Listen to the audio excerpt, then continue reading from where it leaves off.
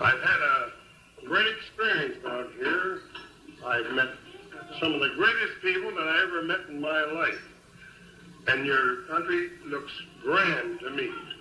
I can't say whether I'm going to come up here to stay and live here. But I'll tell you this, I love the country and I like everyone that's in it. What you heard is an audio clip of Henry Thomas Shepard during a trip to Western Canada in the late 1950s.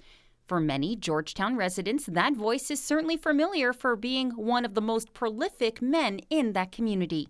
And for those who don't know Henry Shepard, you can learn more in a virtual exhibit. The Halton Hills Public Library, with the help of his family, put this exhibit together. Shepard's granddaughter, Jacqueline Wooten, says it's a detailed outline of his life. It has all the facts of when my great-grandfather arrived in Canada, how he arrived in Canada, and then it goes on to tell us a brief story about his children, specifically my grandfather, Henry Thomas Shepard. It touches on the community life that my grandfather had in Georgetown. And what a life he had, being born in 1895 into a diverse family, which Wooten says was certainly unique at the time. His mother was white and his father was black.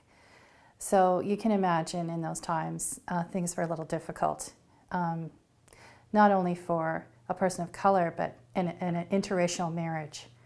But he overcame all those obstacles. He never let it slow him down. It wasn't, woe is me. He went forward, and he became very successful. He contributed to his community and his country. Successful in many ways, from serving in both world wars to working for the fire department. He was one of the first black regimental sergeant majors, or sergeant majors in Canada. And in saying that, he was very respected by his peers, and it furthered his military career to train out of the Newmarket branch for all of the troops that were going off to World War II. He was the fire chief of Georgetown. He led the parade, the Remembrance Day parade, every year. He was one of the founders of the Georgetown Legion, Branch 120. And along with my grandmother, she was one of the founders of the Ladies Auxiliary. This exhibit means a lot to Wooten and the rest of her family, so much so that it moves her to tears. The fact that we're so proud of him and the hard work that my cousin and her husband have put through to get this recognized and out into the community for future generations. It's very important that this is a learning tool and that anything is possible for any young child, that they look at his story and the times that he grew up in and the diversities that he had to overcome. It has really made a difference for the younger generation to see this. It's a positive.